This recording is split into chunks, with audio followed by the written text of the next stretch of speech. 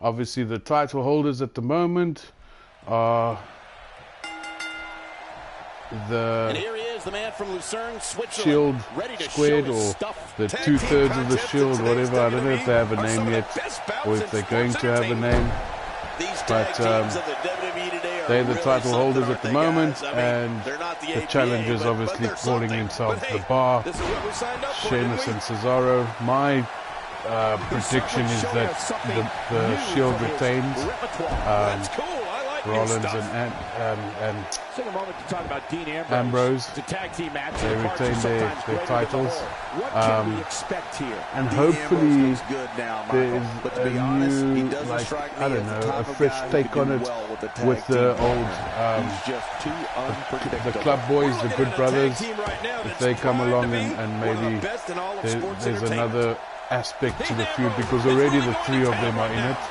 But I'd like to see the feud between the Good Brothers and the Shield develop more, and be, the new feud, if I can put it that way. I don't know how to articulate it right now. I'd like to see more from the club. I think they have a lot to offer. So I'm looking forward to see a feud between the Shield and the Bullet Club, or the Club, whatever you want to call them, the Good Brothers, whatever their names are these days. I can't keep up with all these things. I'm getting too old for this. I don't remember the last time he executed that maneuver. Yeah. So that's what we're doing here. So we're checking out. Dean Ambrose's range of skills certainly venture into the unusual, but the attacks and strategies helped Ambrose become the longest reigning United States champion in WWE history with a 351-day championship reign. That's the third longest ever if you include the title's history in WCW and the NWA.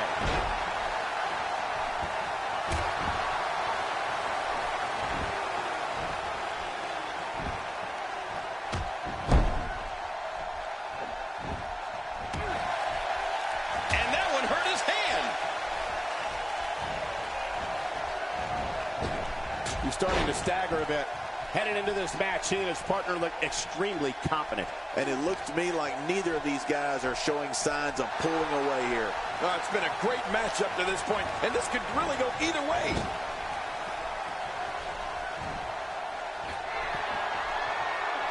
No, cut off at the last second.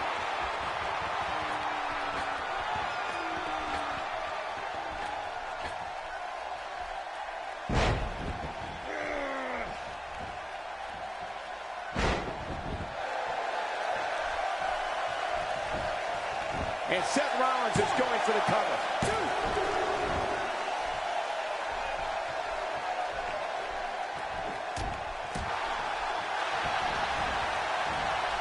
Sheamus shows us some clever offense here.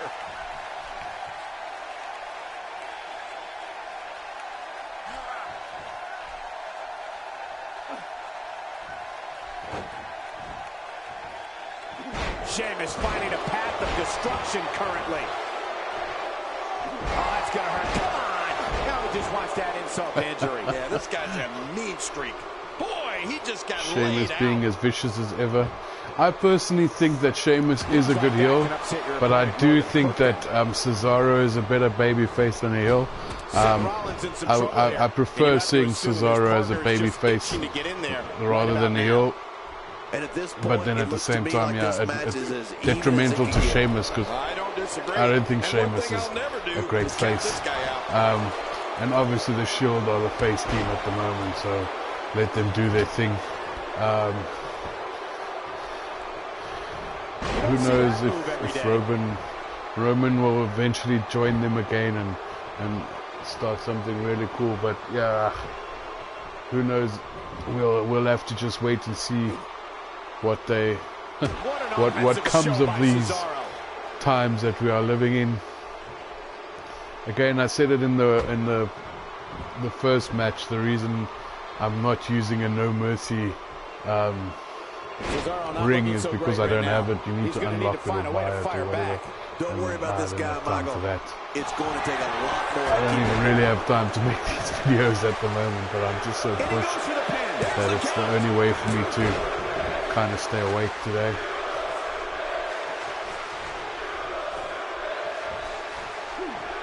Making a statement here.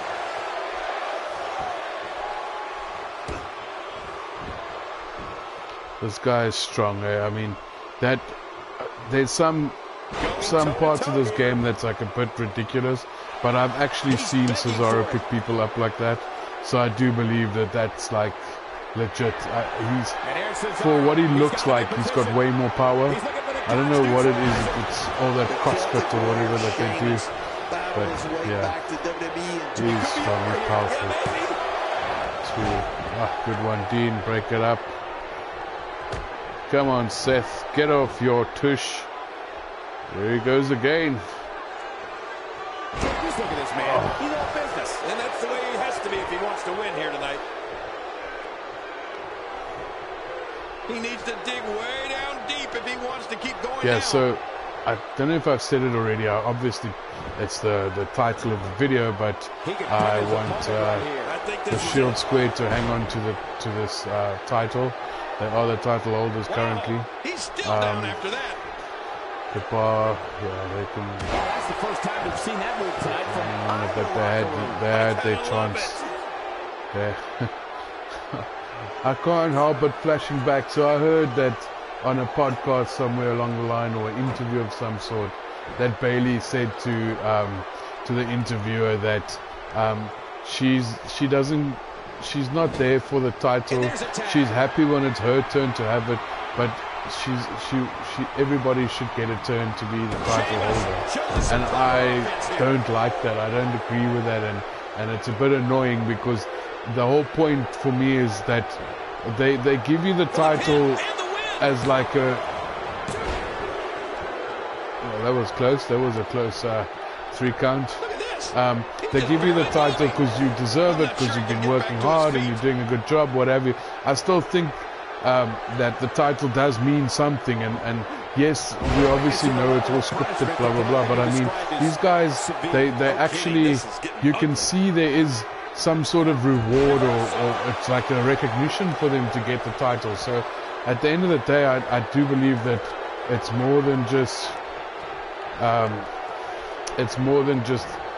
everybody gets a turn. I think it definitely is some prestige behind being the title holder or what have you. No, I don't believe everybody needs a title to be able to be legitimate, legit bosses. They don't need the title to be the legit boss, but I mean, it's something you work towards, man. It's like, I don't know, employee of the month type vibe.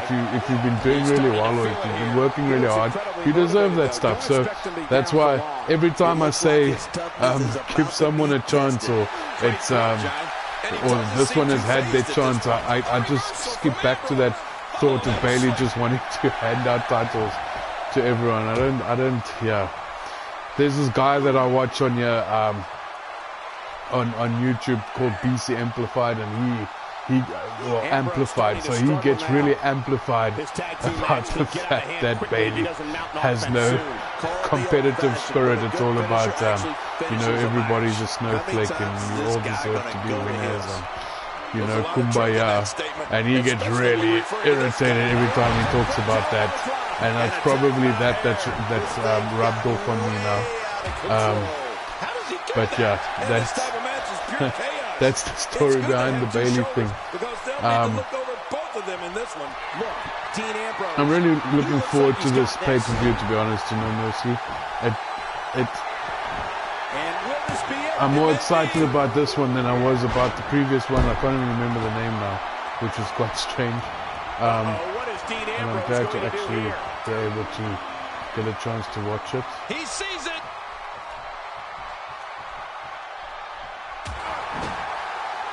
Oh man, and I can guarantee he'll think twice about doing that again.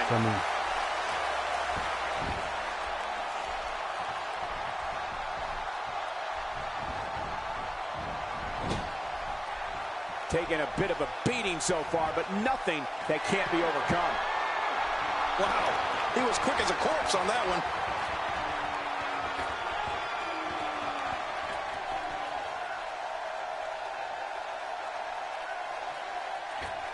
fancy from him there.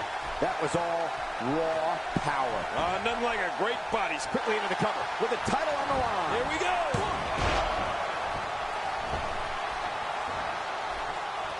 Boy, he is really tired now. That tank of his has to be reading empty.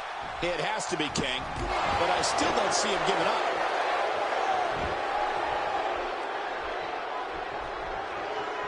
Boy, he just got laid out. It's been a good match so far, to be honest. Here's the pin.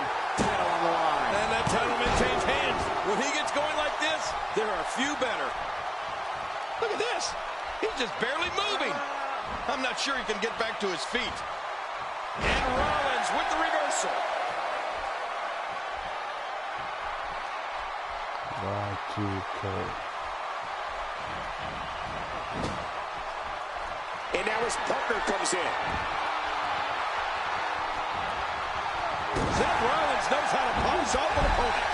I'm actually waiting for BC's review on last night's SmackDown. He always, so BC amplified after each, not match, after each show. So on a Tuesday morning and a Wednesday morning in the States, so in the afternoon, yeah. He has a review of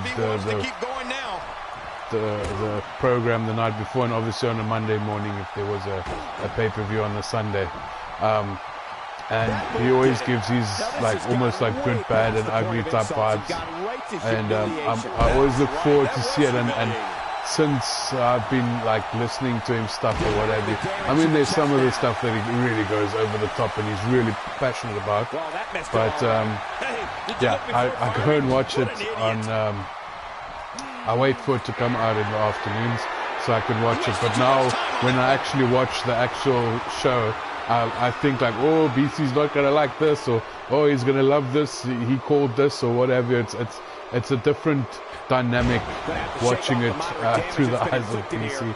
And the last two shows, he was watching it live, if I can put it that way. So he would pause it or whatever. He would give his commentary directly after watching it. So it's not like he has an idea of what's coming. I think it's a different dynamic. In the past, he used to, after he watches it, then he makes the video type of thing, and then so he knows where it starts and where it ends and what they were building up towards, what have you. Whereas this way, he doesn't really know what the whole show is going to be like. So I think he pauses every hour or so, or if there's something really important that happened, and then he talks about that. So yeah, it's definitely brought a different dynamic to the way he does his thing. But yeah, he's pretty cool. I enjoy listening to him. I don't agree with all his opinions, obviously, but he really researches his stuff and all that. So I'll give him that. I'm not. If you know me, or if you know me by any means, then you would know I'm not black or white. I'm very much a grey person. I always see the good in everybody, and I want to give everyone a chance type of vibe, which is definitely not what he is. He's definitely, he likes it, he likes it, he dislikes it, he dislikes it, he doesn't beat around the bush about it. Whereas for me, it's more that's alright, I can live with that, or there's no way I never have a no way I can live with that moment, I think. Or I can't say never, because I do sometimes what the hell is that? But yeah, you know where I'm going. He's way more opinionated than I am about these things. Cesaro showing his prowess.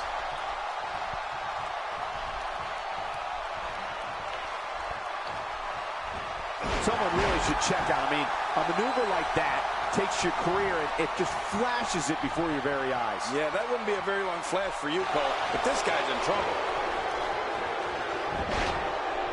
So yeah, I'm waiting for his video to come out for the day. After yesterday's breakdown. After that. Ooh. I don't know how much longer he's going to be able to go. His opinions of the matches as well. Oh, he's in trouble now.